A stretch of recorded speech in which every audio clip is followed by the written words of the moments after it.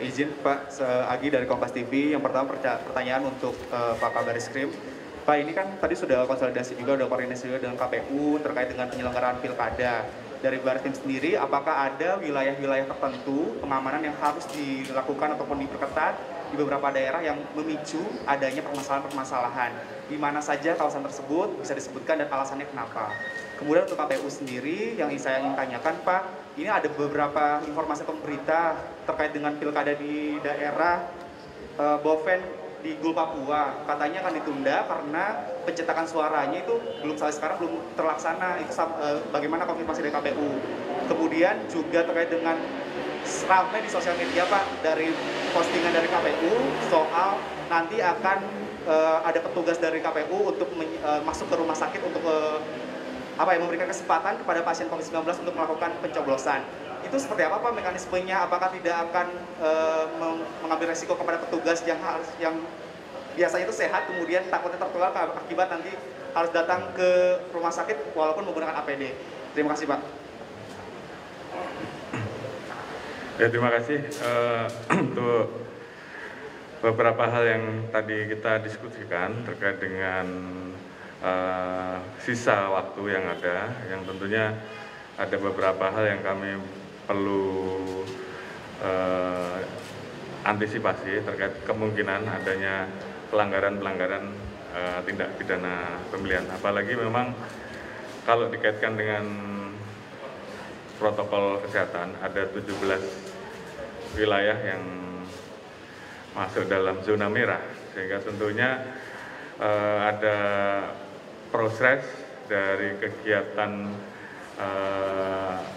pilkada yang tentunya akan terganggu dengan zona merah tersebut, sehingga tentunya kami harus betul-betul bekerja sama dengan rekan-rekan di Bawaslu lagi untuk mengawasi betul prosesnya, karena disitulah biasanya muncul sumber sengketa yang berdampak kepada terjadinya tindak pidana pemilihan ataupun tentunya hal-hal lain yang tentunya akan berdampak terhadap konflik seperti itu. Jadi hal tersebut menjadi catatan kami, dan ini tentunya akan kami teruskan ke seluruh jajaran yang melaksanakan pilkada, sehingga hal-hal seperti ini bisa kita antisipasi jauh-jauh hari supaya kita bisa minimalkan terhadap segala risiko yang ada, baik tindak pidana pemilihan maupun tindak pidana lain yang akan timbul. Demikian.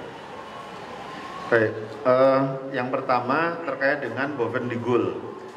Memang di Bovendigul ada permasalahan terkait dengan pencalonan, ya. Nah, hari ini proses pencalonan ini sedang disengketakan di Bawaslu Bovendigul.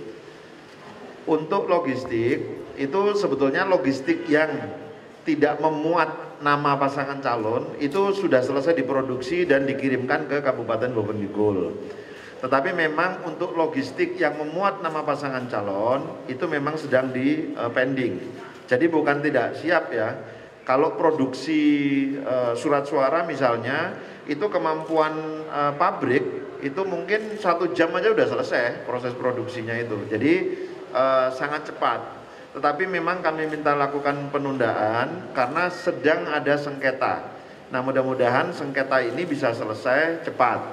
Tetapi kalau memang sengketa ini diperkirakan tidak bisa selesai sampai dengan tanggal 9 Desember, maka tidak punya pilihan lain. KPU kemungkinan akan mempertimbangkan untuk melakukan penundaan khusus di Kabupaten Bovendigul saja. Ya, jadi kita masih melihat perkembangan penanganan proses sengketanya.